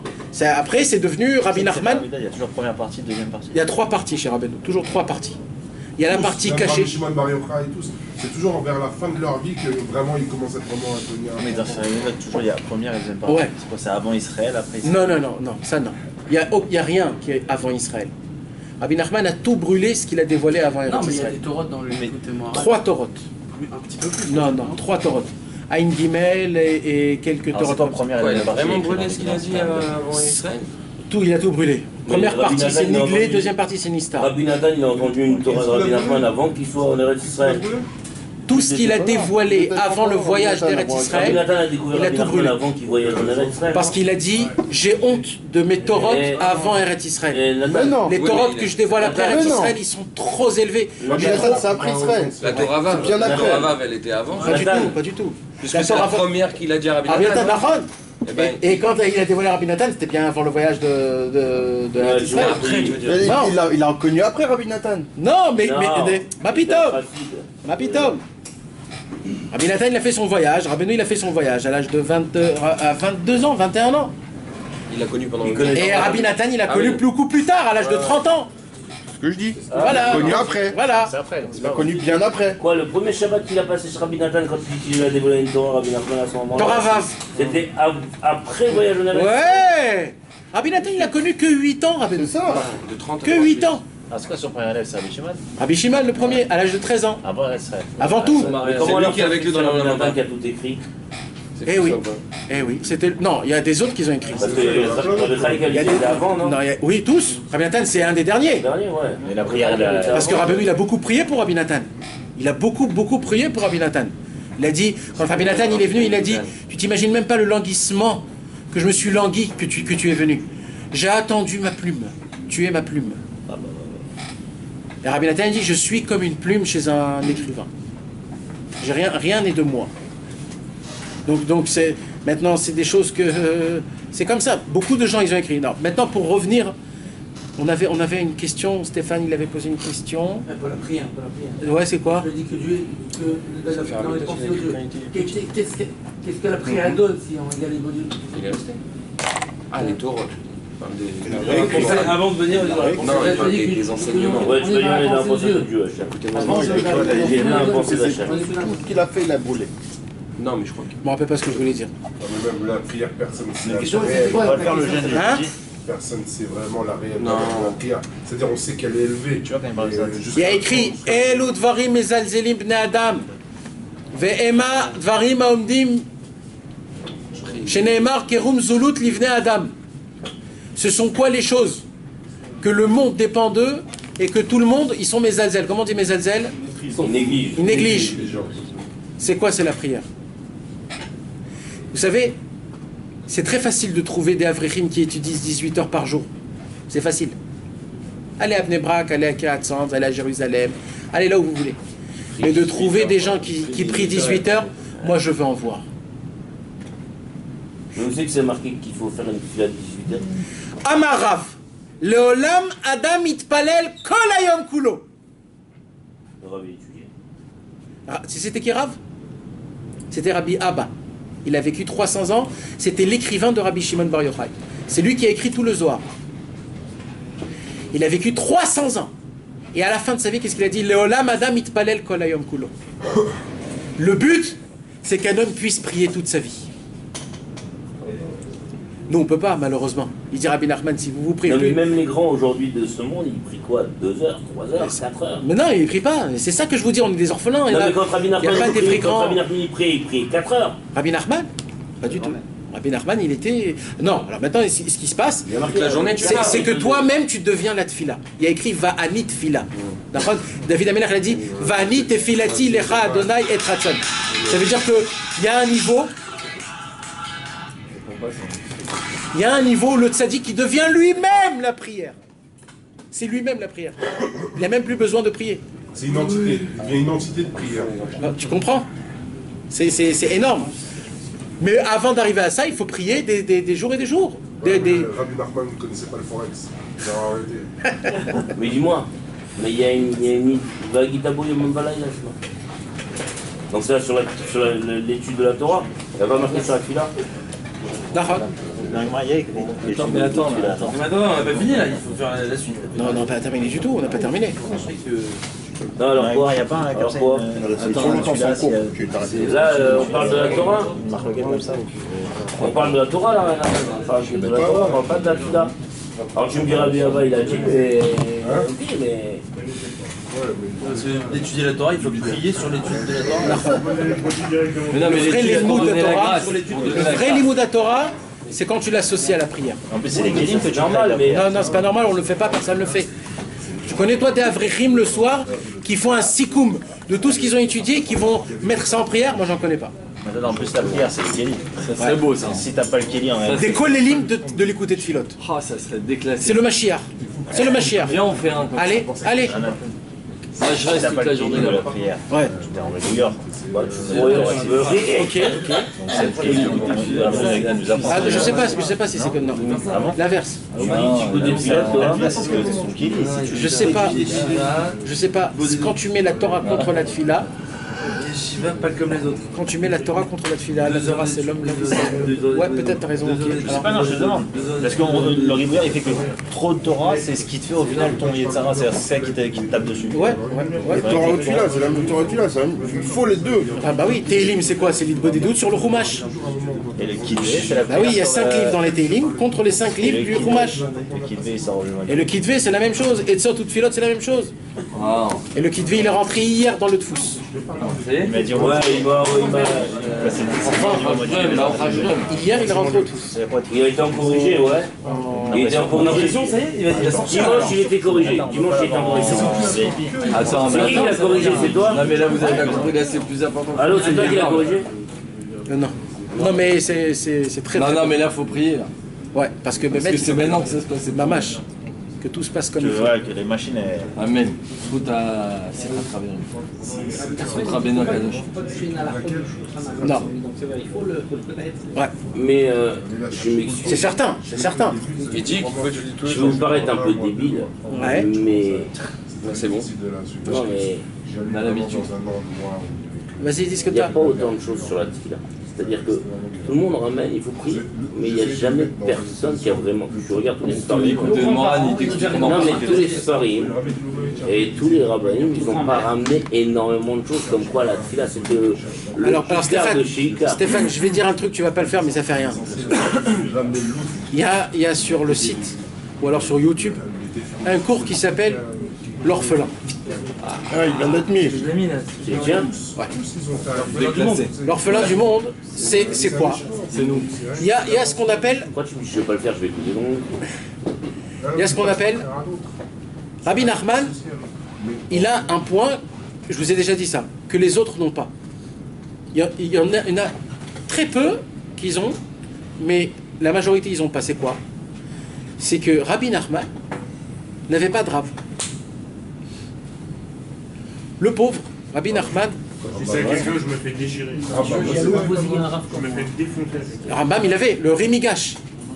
Oui, mais après, il en avait plus. Oui, mais il en avait un quand même. C'est par les enseignements du Baal Shem Tov quand même. Il a grandi dans la maison du Baal Shem Tov. C'est dans les enseignements du Baal Shem Tov. Alors, il n'a pas fait tout ça. Non. Il est né déjà dans la Torah. Ouais. Et il est né quelque part. Oui. D'accord, il a étudié quelque part.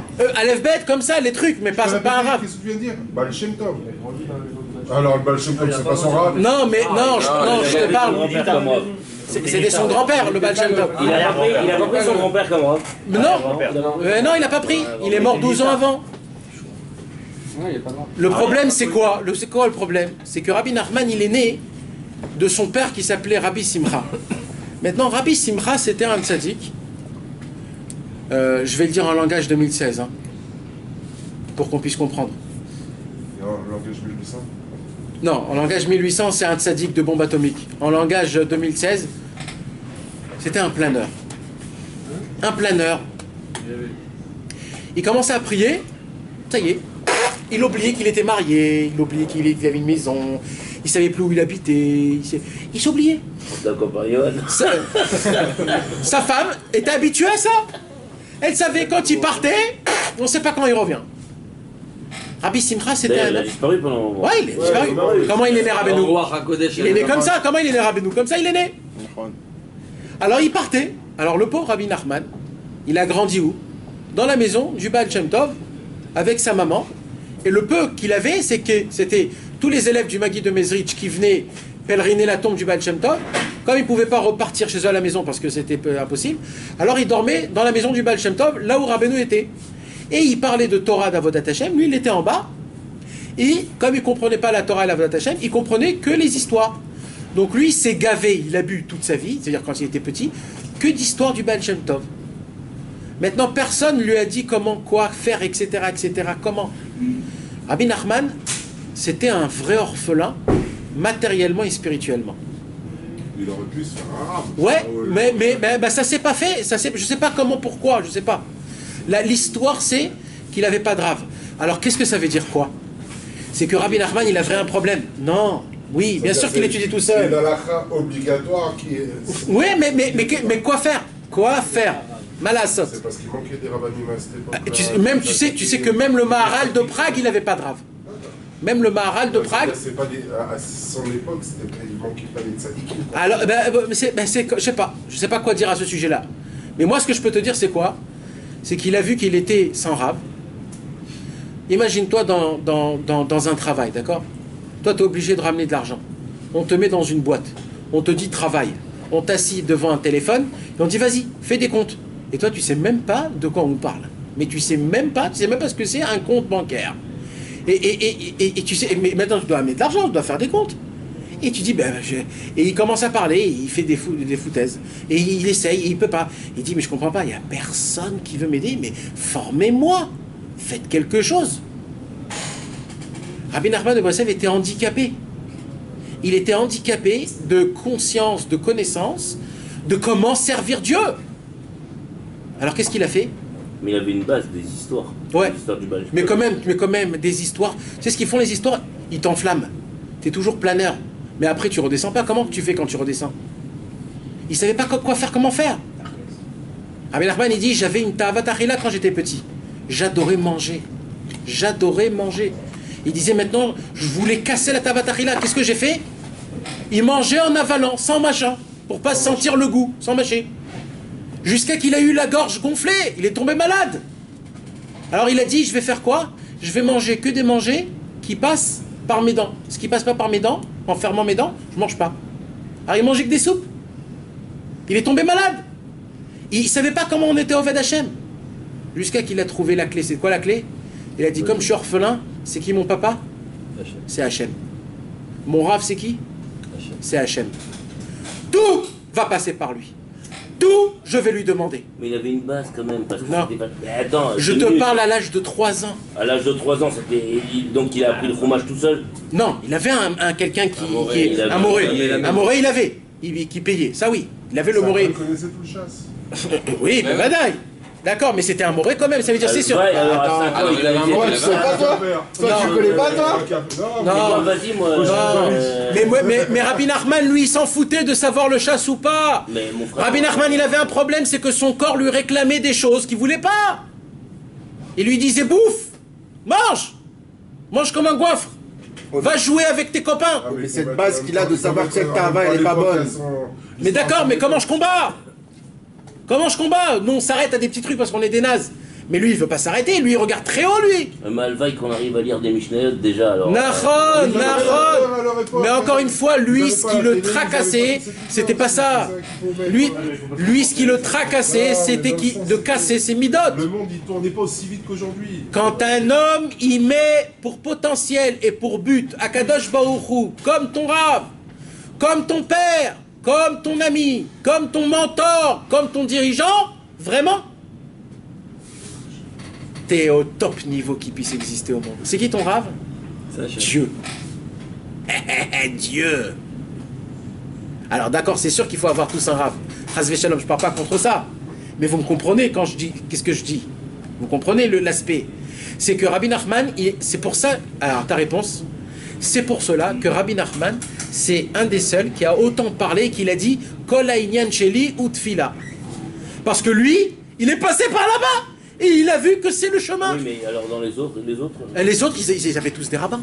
Ils avaient des rabbanim. Donc eux, ils ne sont pas passés de Dafka par Hachem. Eux, ils ont été construits. Tu fais comme ça, tu fais pas comme ça. Fais comme ça, fais pas comme ça. Donc ils n'avaient pas ce manque. Tu comprends? Mais je disais pas qu'il priait pas. Après. Je dis pas qu'il priait pas. Non, Rabbeinu il a dit. Moi j'ai frappé de porte à porte, Rabbeinu il a dit. Je leur demandais à tous les tzadikim. C'est quoi qui vous avez réussi? C'est quoi? Ils ont tous dit de des doutes. Tu comprends? Là mes amis, on a frappé dans toutes les portes. Là c'est terminé. C'est terminé. On peut rien dire d'autre là maintenant. C'est vraiment la chose. Est-ce que les autres ils faisaient 1 heure par jour? Je sais pas. Ils faisaient 2, 4. Le Harizal il dit tous les jours il faut 1 heure. Vous savez ça? Le Harizal. Il y a des autres tzadikim qui disent tous les 10e jours il faut que toute cette journée soit en Nidbo des doutes. Il y a des gens qui disent. À Dessa, il faisait 2 heures. Comment? Mais la vérité, tout ça c'est beau. Mais qu'est-ce qui nous reste là? C'est quoi? Ça veut dire quoi? C'est ça, et la parce que nous on peut que passer par la fila, on peut pas passer on peut pas passer par autre chose que la fila là. Donc en fait ça veut dire que c'est même pour nous. Il n'y a pas autre chose, même là l'étude de la Torah aujourd'hui elle est pas lichée. Il reste. Pourquoi je parle comme ça? Oh là là, il s'est éteint. C'est faux. Les élèves, C'est faux. il y a les élèves.